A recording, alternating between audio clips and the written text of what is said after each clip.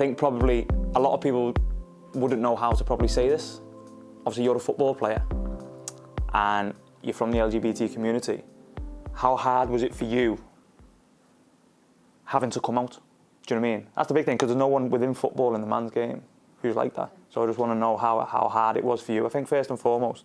I mean, I don't really remember coming out, to be honest, in football. Yeah. I came out at quite a young age, so I felt like when I started playing football, it was already common knowledge. Yeah. So, and it never felt like I had to kind of explain it and say like, oh, just to let you know, this is the case. It was almost like people would just have conversations with you, ask if you had a partner or anything like that, and it was all very, it's all fine. Like, no one was like, oh, what are you? Are you straight? Are you not? It was very relaxed, and I never really felt like I had to do this big kind of coming out story. See, honestly, I honestly believe, you know what you just told me there, I think within time, men's football can get like that. That's how it should be for me. That's exactly how it should be. The question I asked you was, it shouldn't be, how did you feel when it happened or when this happened? That's exactly how it should be for me.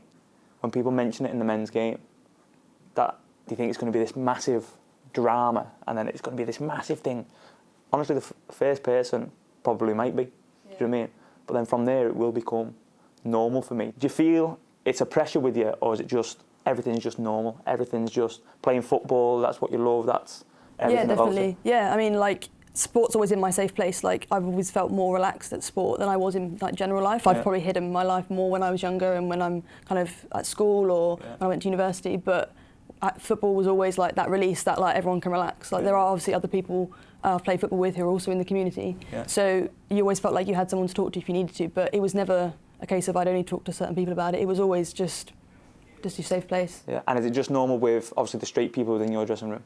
Yeah, I mean, there's like a couple of quips here and there, but it's mostly fine. Yeah, I think, I don't like it personally. I think some people think it's all right. I don't think any kind of chat like that is good, but it's something that I think over time we can hopefully get better at. How do you see our side of it? So from a men's game, that there's obviously no gay people within the man's game. How do you see that from your point of view? I'm surprised that there's someone hasn't or isn't part of the community. I think there's a lot of more pressure on you, like there's a lot more like starlight on you guys, so when you do come out, there's always going to be a lot of media circus about it, which is obviously a shame, but I think that then just people find it easier to kind of keep it within themselves, which is it's definitely a shame, because coming into a place which should be like your home and your family and having to kind of hide what is quite a big part of you, even though maybe it doesn't affect your football, it's a big part of you, who you are as a person, and so to come in and have to hide that is tough. It's a massive part of someone's life, innit? Do you know what I mean? And that's the biggest thing for me, I think. Wherever that one person is or wherever them people are within football, is that they're keeping that within them. Yeah. Do you know what I mean? That's the biggest thing for me. I can't imagine how hard that must be. Yeah, and definitely, like, especially if you've got someone as well, like having to hide what is potentially one of the most amazing things in your life, to hide that from the people that you're closest with and you spend so much time with, is incredibly hard. Yeah. I couldn't imagine doing it. Yeah, I'll be honest with you, I obviously won that award at the LGBT Awards, and I went there, right, and it opened my eyes, I'll be honest with you, it really opened my eyes, and I went on stage and I was the most nervous I've played in games, and honestly, I was the most nervous I've ever been in my life. I'd never really been put in that situation. Yeah. And I actually went up and I was sweating. Honest to God, I was sweating. There was this room full of, I don't know how many people there, 1,000 or whatever. And I'd done this talk in front of him. And just to chat to people from that community was brilliant, because it was just fine. Everything was just normal. And I think the gratitude, it was as if there was a gratitude from them to me, as if like I was there talking about football. As if like, never had no one like this before. Yeah. Do you know what I mean? And I found that absolutely crazy, do you know what I mean? That it's absolutely normal in the women's game. And they were so grateful that someone from football had come and spoke to them about football. Yeah, I mean, it shows the power of allyship, to be honest. I mean, they obviously, like, there's not a lot of people who are out in the men's game, and so to have allies that are vocal and are present is a massive thing, and it will make a big impact on those that maybe are part of the community. Would you like to see someone in the men's game obviously come out? Would you like to see that? Oh, of course. I mean, if they are part of the community, I definitely think they should be out. Yeah. I think it's the relief you get and the relaxation you get from just being able to be open and being you every day, every minute of every day, not having to think and like bite your tongue, not saying stuff. Yeah. It's definitely something that obviously I'd never pressure anyone to come out, but if it was possible, I think it'd be great. Some people find it a really grateful, really rewarding experience. Some people have the most atrocious coming out experience. I've heard some absolute horror stories from people I know. Yeah. So it can really vary, but having people that are allies around them will automatically create a better environment for that process to take place. So from my point of view, you obviously got that award for being an ally, but what do you see is an ally? What do you see that as? It's about being that support, but it's also not pressuring anyone. You're there as you're kind of completely, you're still friends, right? You're still a natural kind of bond and relationship with that person, hopefully. And so it's about the way you talk to them, kind of the communication you use is really important. It's about being that support, but also being that presence when you do see some kind of like abuse or any kind of verbal stuff. Yeah. Like whether that's in training, in a changing room. Sorry. Personally, yes, I'm part of the LGBT community, but I'm not trans. I'm not part of any other aspects of that other than being a gay woman. And so for me, I'm still an ally for a large portion of the community. So for me, I still have to be an active ally for those that kind of are identified differently to me. My experience might be very different to other people. So it's kind of being respectful and, you know, just being normal. Even though we all want to get to that point in inclusivity within football and different things, but we haven't got that. Whereas I think the women's game has obviously a lot more than what we have. So.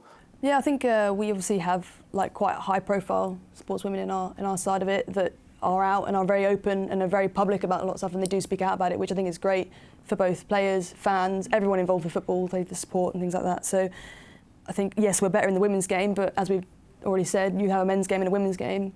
A large part of the LGBT community is the trans community, and I think actually at the moment they're being quite hard hit with a sport and different regulations that are coming out, and I think I don't know personally how to move forward from that, but I think the trans community are having a real battle at the moment. We're trying to be involved in sport. There's a lot of trans people that drop out of sport really early because they don't feel included, because they've got to go into a certain changing room and they don't feel comfortable. And I think there's a lot of issues there that will take time to work out how we get a process to fix that. The more I think it pushes forward in the man's game with this, I think the easier it'll be for all communities. I'll be honest with you, I think it'll make it a lot easier. I think we've got to break down the barrier where we're at the minute, and there's more people talking about it. Yeah. We talk about the Rainbow Laces campaign. I think we can probably do more of that, but we can go a lot further. Do you know what I mean? So yeah.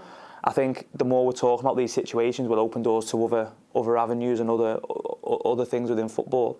I mean, the thing with the Rainbow Laces is that, yeah, this is Rainbow Laces Week, right? But people are LGBTQ for their whole lives. No, 100%. Right? So this can't be something that we just have for a week and then that's it, we don't talk about it again. Like allyship and you know, the conversation needs to continue and needs to develop like from here onwards.